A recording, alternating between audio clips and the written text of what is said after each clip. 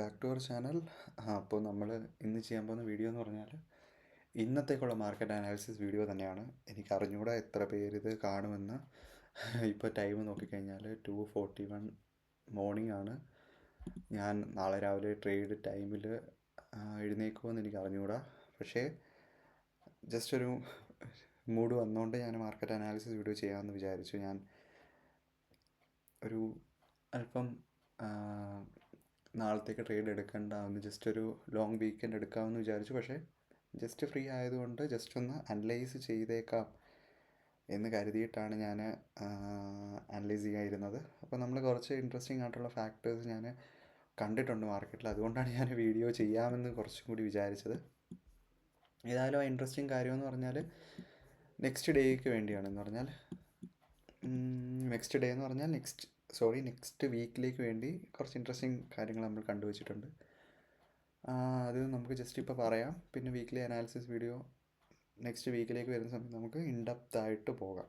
അപ്പോൾ ഫസ്റ്റ് ഞാൻ കൺസിഡർ ചെയ്യുന്ന 2 പോയിൻറ്റ്സാണ്, ഈ 2 ലെവൽസാണ് ഞാൻ കൺസിഡർ ചെയ്യുന്നത്.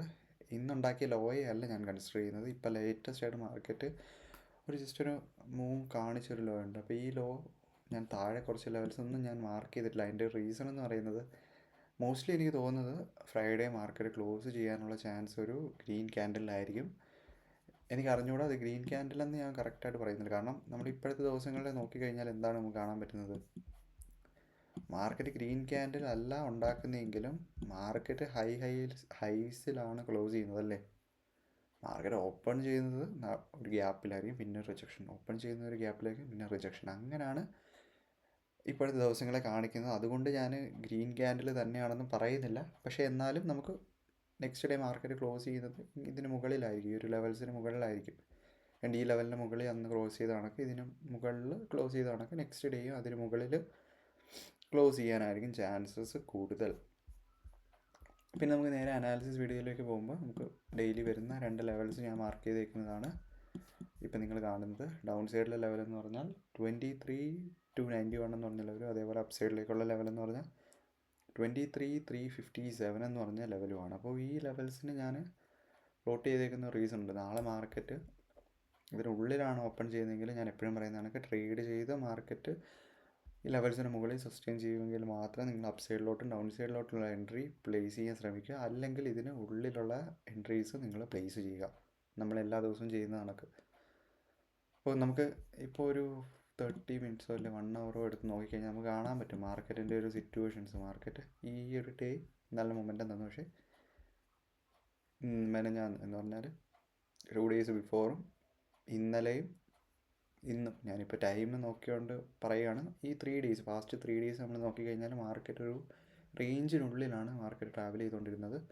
ഇന്നും മാർക്കറ്റ് റേഞ്ചിന് മുകളിൽ മാർക്കറ്റ് ബ്രേക്ക് തന്നു. പക്ഷേ എന്നാലും മാർക്കറ്റ് ആ ഡേയും ഒരു റേഞ്ച് ഡേ ആയിട്ട്, ഇതൊരു ഡേ നമുക്ക് നോക്കിക്കഴിഞ്ഞാൽ ഇതൊരു ട്രെൻഡിങ് ഡേ ആണല്ലേ. അങ്ങനെ കുറച്ച് ദിവസങ്ങൾ നോക്കി ഈ ഡേയൊക്കെ നോക്കി നമുക്ക് മനസ്സിലാവും ഒരു ട്രെൻഡിങ് ഡേയ്സ് ആണ്, ഇതൊരു ട്രെൻഡിങ് ഡേ ആണ്. പക്ഷേ ഈ ഒരു ഡേയ്സ് എന്ന് പറഞ്ഞാൽ മാക്സിമം ഓപ്ഷൻ ബയേഴ്സിനെ ട്രാപ്പ് ചെയ്യുന്ന ഡേയ്സ് ആണ് ഈ ഒരു ഏരിയാസ്. അപ്പോൾ ഞാൻ പറയുന്ന കാര്യം നിങ്ങൾ കുറച്ച് സീരിയസ് ആയിട്ട് എടുക്കുക, വളരെ അഗ്രസീവായിട്ട് ട്രേഡ് ചെയ്യാതിരിക്കുക.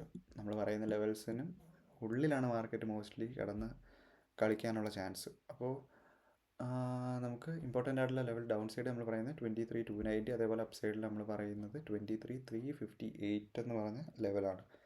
അപ്പോൾ 23,358 മാർക്കറ്റ് ടേക്ക് ചെയ്ത് കഴിഞ്ഞാൽ ഞാൻ നമ്മുടെ പ്രീമിയം ഡിസ്കൗണ്ട് ഏരിയ രീതിയിൽ ചെയ്യുകയാണെങ്കിൽ മാർക്കറ്റ് ഒരു ബേസ് ഇവിടുന്ന് ഡൗൺ സൈഡ് ഉണ്ടാക്കി നെക്സ്റ്റ് ഒരു 3 മിനിറ്റ് ക്യാൻഡിൽസ് ഇവിടെ ഒരു ബേസ് ഉണ്ടാക്കി ഒരു ഡിസ്കൗണ്ട് ഏരിയയിലേക്ക് വരുവാണെങ്കിൽ മാത്രം ഞാൻ അപ്പ് സൈഡിലോട്ടുള്ള ഒരു എൻട്രി പ്ലേസ് ചെയ്യുന്നതായിരിക്കും.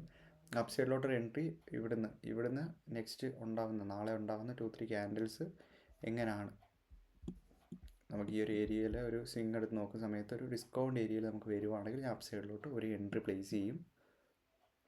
ആ ഒരു എൻട്രി ഞാൻ മോസ്റ്റ്ലി ഈ ടാർഗറ്റ് എന്ന് പറഞ്ഞാൽ ഈ ലെവൽ മാർക്കറ്റ് ടേക്ക് ചെയ്യുന്ന ഫസ്റ്റ് ലെവലായിട്ടും, അതേപോലെ ഈ ഒരു ലെവൽ ഇന്നുണ്ടാക്കിയ ഹൈയെ മാർക്കറ്റ് ചെയ്യുന്ന സെക്കൻഡ് ലെവലും, അതേപോലെ തന്നെ തേർഡ് ഈ ഒരു ലെവലിനെ ഫൈനൽ ടാർഗറ്റായിട്ട് നമ്മൾ നോക്കുന്നതായിരിക്കും.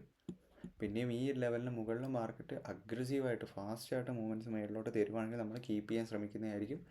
അതേപോലെ മോസ്റ്റ്ലി ഞാൻ വിചാരിക്കുന്നത് മാർക്കറ്റ് ഈ ഒരു ലെവലിൽ നിന്ന് വീണ്ടും റിജക്ഷൻ ഡൗൺ സൈഡിലോട്ട് ഷാർപ്പായിട്ട് കാണിക്കാനുള്ള ചാൻസ് ഉണ്ട്. അത് നമുക്ക് കാണാൻ പോകുന്നത് എനിക്ക് തോന്നുന്നു നെക്സ്റ്റ് വീക്കിലേക്ക് മാർക്കറ്റ് ഷാർപ്പായിട്ട് ഒരു മൂവ്മെൻറ്റ് ഡൗൺ സൈഡിലോട്ട് ഒരു 23,000-നെയൊക്കെ ബ്രേക്ക് ചെയ്ത് മാർക്കറ്റ് ഡൗൺ സൈഡിലോട്ട് തരാനുള്ളൊരു പോസിബിലിറ്റി ഞാൻ കാണുന്നുണ്ട്. ഇത് ഞാൻ ഒരിക്കലും 100% എന്ന് പറയുന്നില്ല, ഒരു പോസിബിലിറ്റി ഇപ്പോൾ കാണുന്നുണ്ട്. എന്ന് പറഞ്ഞാൽ ഇപ്പം നിൽക്കുന്ന മാർക്കറ്റ് കണ്ടീഷൻ വെച്ചിട്ട് ഞാൻ പറയുകയാണ്, നാളെ ഒരു അപ്സൈഡിലോട്ട് മൂവ് ഒരു ഡിസ്കൗണ്ട് ഏരിയ കാണിച്ച് ഈ ഒരു ഏരിയയിലോട്ടൊക്കെ വന്നു കഴിഞ്ഞാൽ ഷാർപ്പായിട്ട് മാർക്കറ്റ് ഈ ഒരു ഏരിയയിൽ നിന്ന് ഡൗൺ സൈഡിലോട്ട് മാർക്കറ്റ് വന്ന് ഈ ഒരു ലോയൊക്കെ മാർക്കറ്റ് ടേക്ക് ചെയ്യുകയാണെങ്കിൽ നമുക്ക് ഈസിലി 23,000-ലോട്ട് മാർക്കറ്റ് എത്തുന്നതായിട്ട് കാണാൻ പറ്റും നെക്സ്റ്റ് വീക്ക്.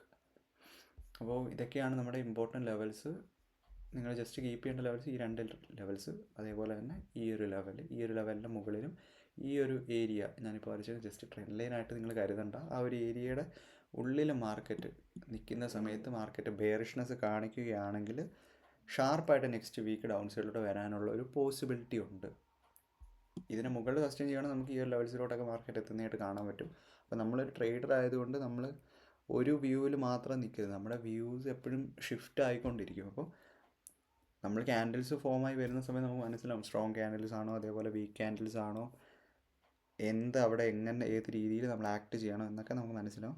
അപ്പോൾ that's all for today guys.